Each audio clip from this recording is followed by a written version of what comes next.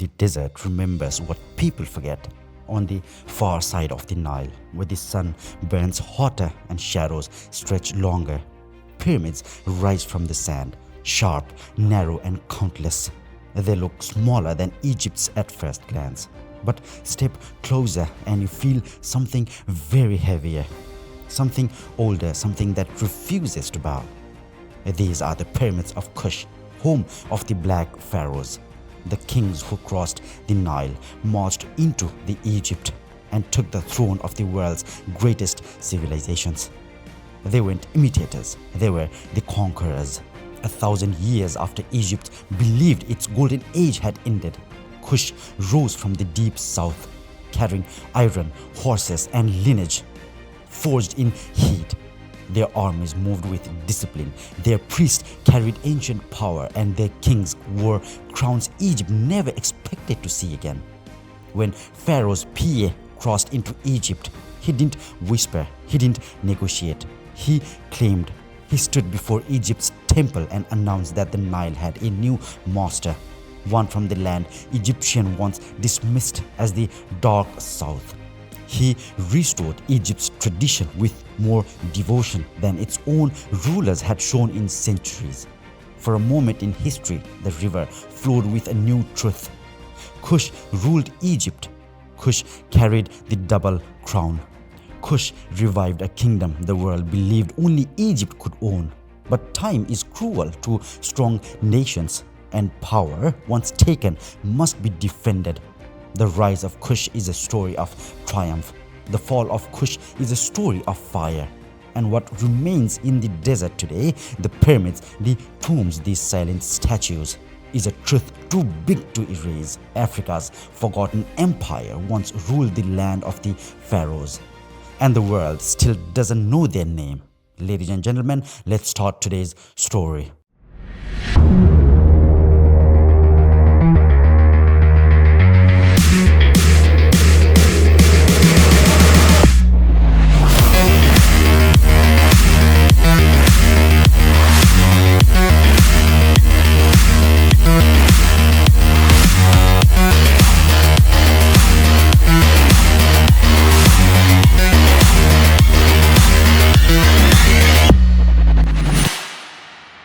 The Nile is a different river once it passes the First Cataract. The water narrows, the cliff sharpens, the sun hits harder, and the land takes on a deeper shade of gold. This is not Egypt's gentle floodplain.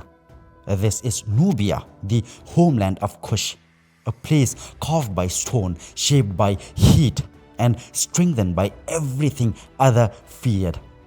Here, survival wasn't handed to anyone. The soil was harsher, the seasons stricter, the rivers less forgiving. But the people who lived here were forged by it.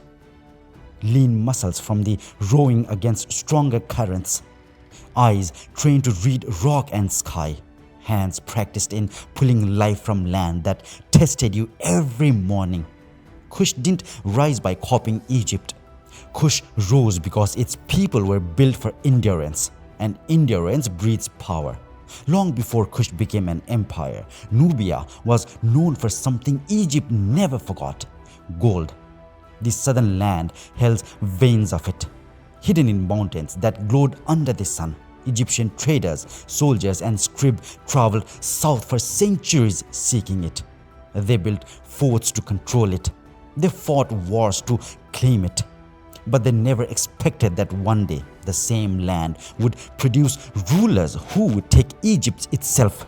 Early Kushite kings lived at Kerma, a city of dark, polished pottery and monumental mud bricks architecture Egypt didn't understand. To Egyptians, Nubians were fierce archers, skilled fighters, people of the bow. To themselves, they were more builders, traders, herders, sailors, and priests who kept memories older than many Egyptian dynasties. Kush sat between worlds, Egypt to the north, the African interior to the south. It became the bridge. Caravans from the deep Africa brought ivory, ebony, animal skins, incense, feathers, leopard pelts. From the north came linen, bronze, wine, knowledge. Kush learned from everyone, but bowed to none. Generation by generation, the kingdom grew, not loudly, not recklessly, but steadily, like a river rising after a long rain. And with each century, something else grew: resentment. The Egyptians saw Nubia as a land to control. The Nubians saw Egypt as a land that had forgotten its own strength. Between them, the Nile carried centuries of tension. But further south, past Egypt's reach, Kush was changing. Weapon improved, trade route expanded. Iron furnaces roared at Meroe, the future heart of Kushite power. The kingdom was shaping itself into something Egypt had not seen in centuries. An empire with discipline, identity, and rising confidence. Kush didn't dream small. They looked north and saw a land weakened by internal division, corruption, and fading power. Where others saw the legacy of Egypt, Kush saw an opportunity. And behind their city walls, in temples lit by fire and carved with gods older than time, priests whispered what few dared to say aloud: the double crown may fall again, and when it does, it will not fall north. Power doesn't always roar when it's born. Sometimes it grows in the background, in the beating of drums at dusk, in the hiss of iron pulled from furnaces, in the quiet confidence of a people who know their time is coming. By the time Egypt stumbled into chaos, Kush had already sharpened itself into something very stronger. The spiritual capital of Kush was Napata, a city that lived in the shadows of Jebel Barkal, a mountain that dominated the desert like a royal guardian. Egyptian priests once believed the god Amun lived here, but while Egypt drifted into political confusion, it was the Kushites who kept the old traditions alive.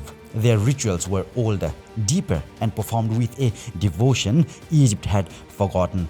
The priest of Napata spoke of destiny, a divine promise that the true heirs of the Nile were no longer in the north, but in the south. And the king of Kush listened. They saw Egypt losing unity, losing faith, losing direction. They saw a kingdom that once ruled the world, now fighting itself. To Kush, this wasn't an opportunity, it was an obligation. If Egypt had forgotten the gods, someone had to remind them. While Napata guarded the soul of the kingdom, Meroe forged its strength. Here, the nights glowed red from the iron furnaces. Dozens of them, maybe hundreds, burning day and night. The air smelled of charcoal and metal. Hammers never stopped. The kingdom was literally shaping its future in fire. This was Africa's iron powerhouse. Centuries ahead of its Mediterranean cultures, Bronze Age rivals didn't stand a chance. Kushite iron weapons were very strong. Kushite tools transformed agriculture. Kushite trade exploded. Merchants came to Meroe for iron, gold, ivory, incense, and exotic goods from deeper Africa, things Egypt could only dream of controlling again. If Napata was the mind of Kush, Meroe was the muscle of it. While Rome, Greece, and Egypt debated the place of woman, Kush already knew the answer. Queens, the Kandakes, ruled with authority equal to the king. They led armies, negotiated treaties, directed rituals, and shaped successions.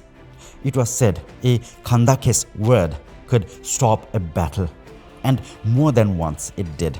The balance of authority made Kush's political core very stable, resilient, and feared.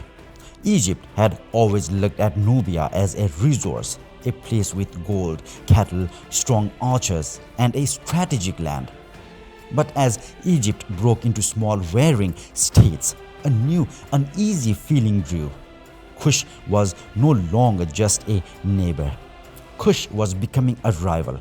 Egyptian nobles begged for foreign support.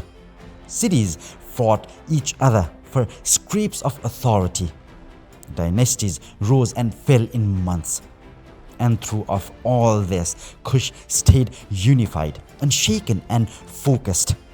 The Nile no longer flowed from civilizations into wilderness.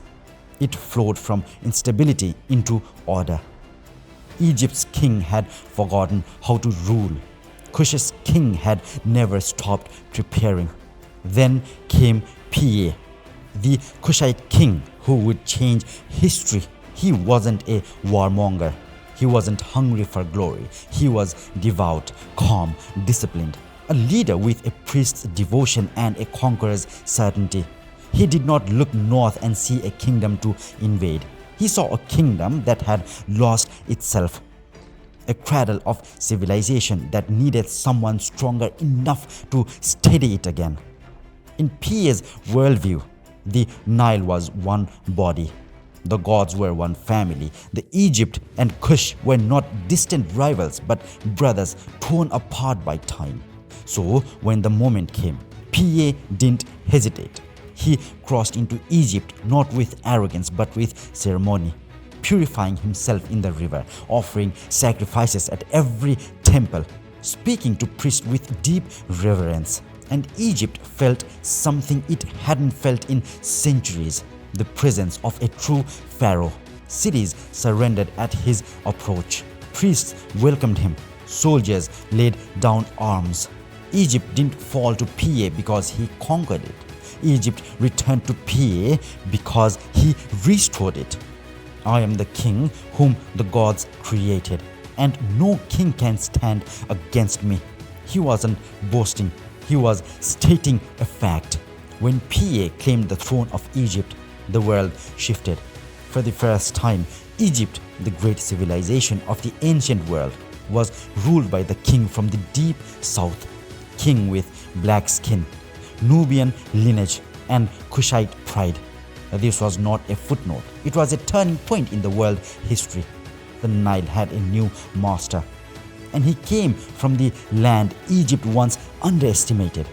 Under the Kushite pharaohs, temples were rebuilt, corruption crushed, ancient traditions revived, and the city of Upper and Lower Egypt was restored. For a moment in history, the heart of the world beat with African strength. Kush had risen, and the kings were unstoppable. Empires often fall with noise. Egypt fell with silence. By the time Piye reached the Nile Delta, Egypt was already bruised from years of civil war. City fought city, dynasty fought dynasty. Every noble wanted their own crown. Every general believed they could restore Egypt's glory, but none of them could unite it. When Piye arrived, he didn't come as a foreign invader. He came as the only person behaving like a pharaoh. His army crossed the Nile with discipline Egypt had not seen in generations.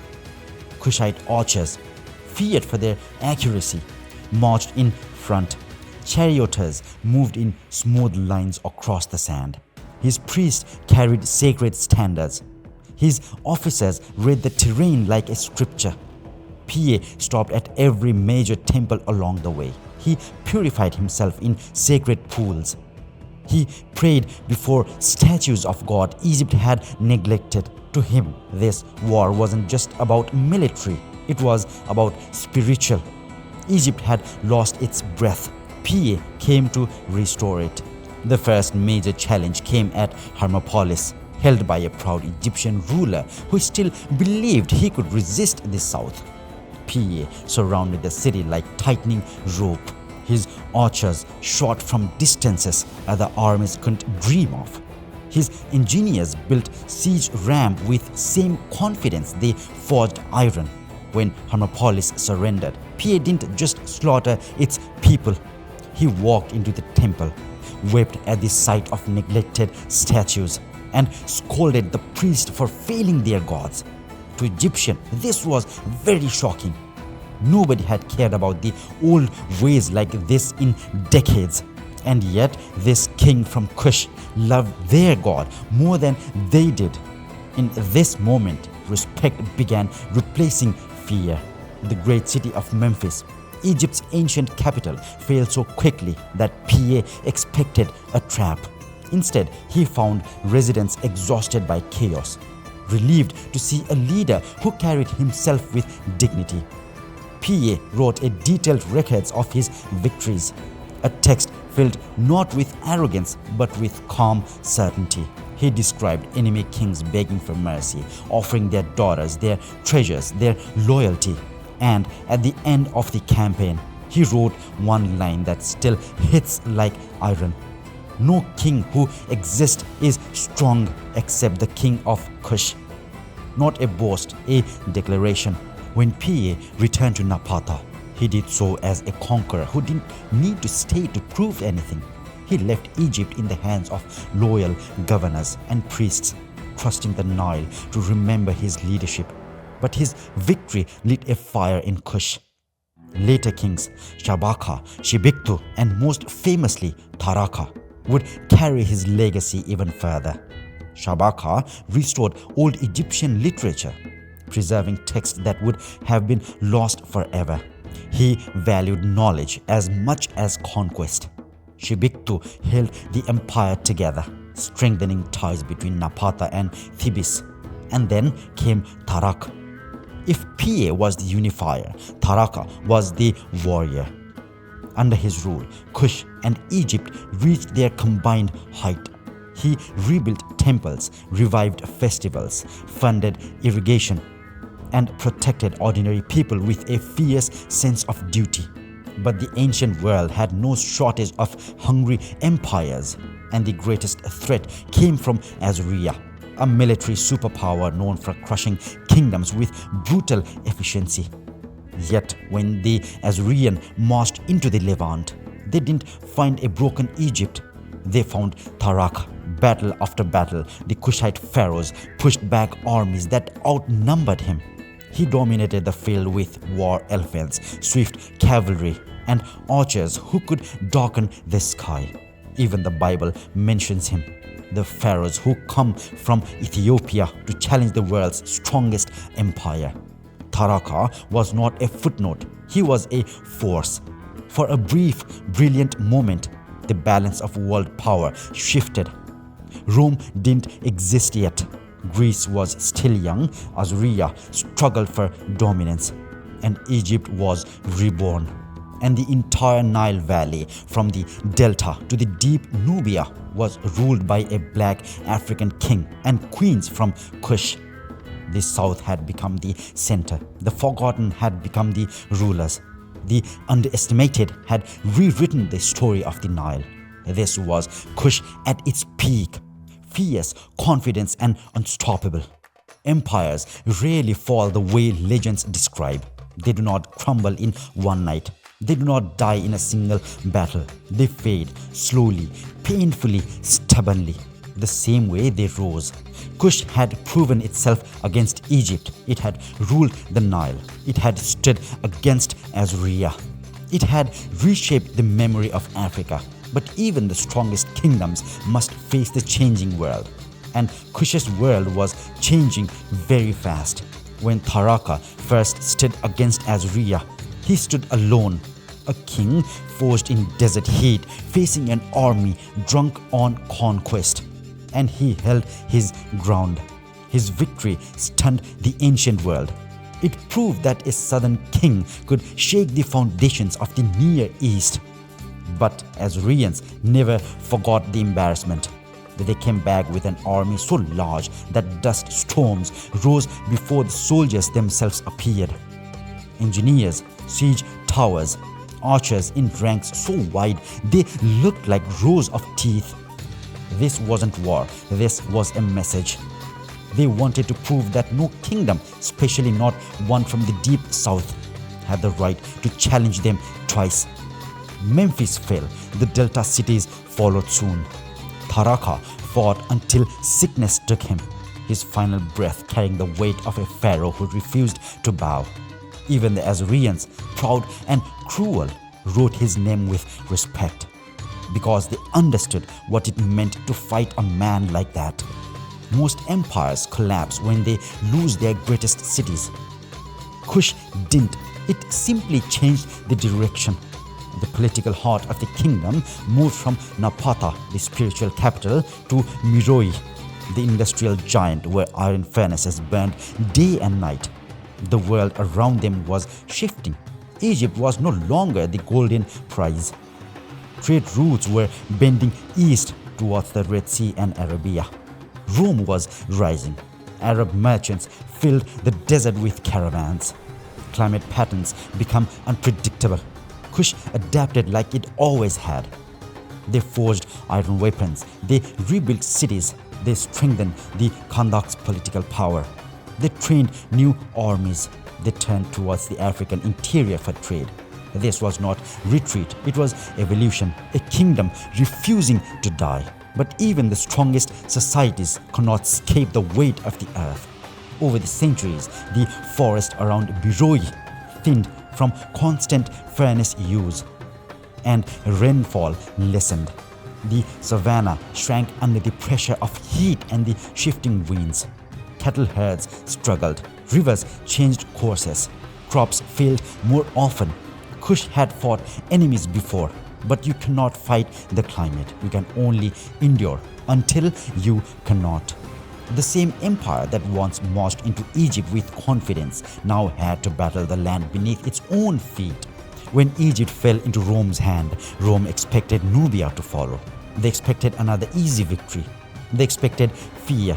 Instead, they met Amanirenas, the Kandake, with one eye and more courage than many generals with two. She fought Roman forces with fire in her voice and iron in her fist. She raided Rome forts. She seized a bronze statue of Augustus and buried its head under a temple entrance so every worshipper could step on the Roman emperor. Rome answered with brutality, burning fields, destroying temples, leaving scars across the land. But they never conquered Kush. In the end, Rome asked for peace. This time, the message was clear. Kush might be pressured, Kush might be changing, but Kush was not broken. After centuries of struggle, Kush began to dim, not because its people lacked strength, but because its rulers lacked vision. The world simply moved around them. Trade route bypassed the Nile. New kingdoms rose to south. The economic's lifeline that once made Meroe glow at night began to thin out. Iron production slowed. Temples saw fewer offerings. The pyramids, once a symbol of power, became resting place for kings who had no heirs strong enough to rebuild what the world was taking away. When the kingdom of Aksum finally struck in the mid-300s, Kush was already weakened by forces no army could defeat. Aksum's victory was real. But what they defeated was not the Kush of Piye, of Shabaka, of Taharqa. They defeated an echo, the last ember of a fire that had burned for 1,000 years.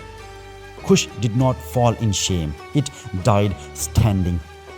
It died after outliving Egypt, outlasting Assyrian, resisting Rome, shaping Africa, and leaving behind more pyramids than the land of the pharaohs themselves. Most empires die in stories of defeat. Kush died in a story of exhaustion, endurance, and dignity.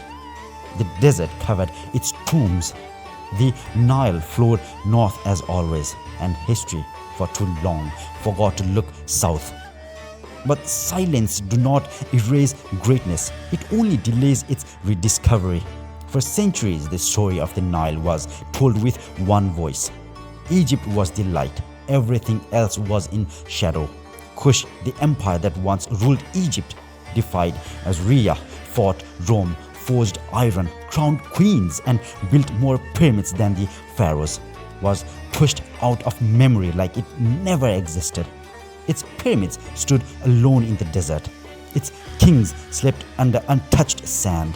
Its inscriptions faded in silence, but silence has limits. And the desert never hides everything.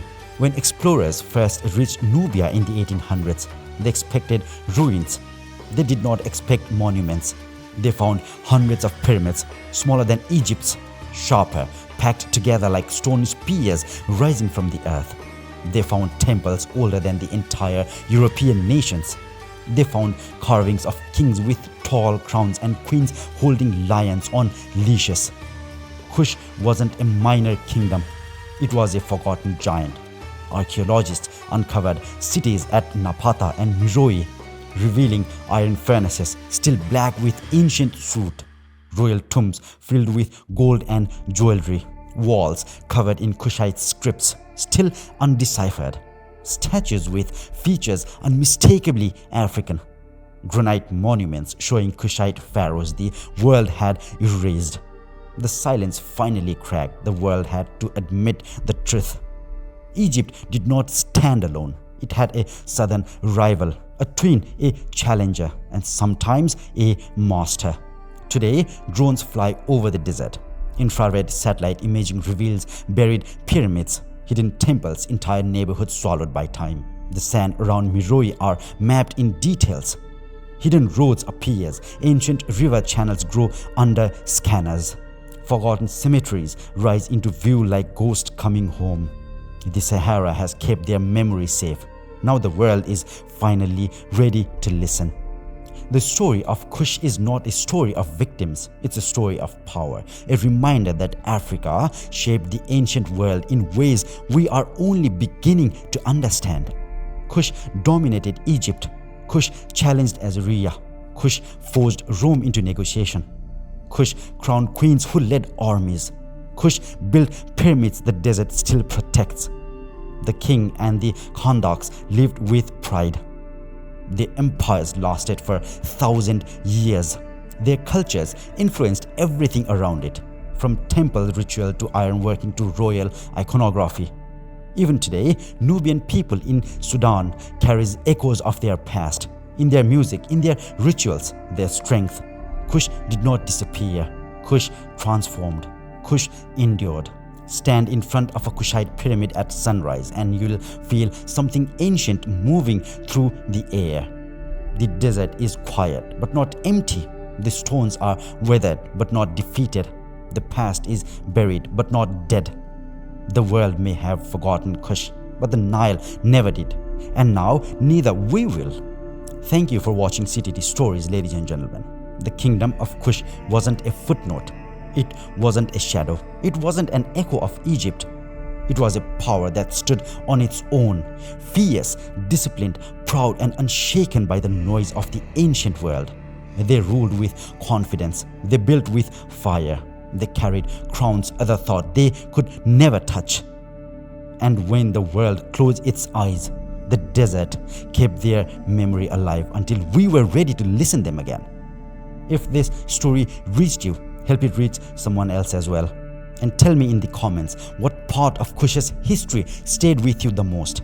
Was it Piye's march north, Taharqa standing against Assyria, the Khandake Amanirenas fighting Rome, or the pyramids rising from the Nubian sand like a hundreds untouched monuments? Let me know your thoughts. Your voice helps keeps these forgotten civilizations alive. Subscribe, share, and stay curious, because the world is full of stories we were never taught. And here on CTT Stories, we bring them back to life. And I'll see you in the next one.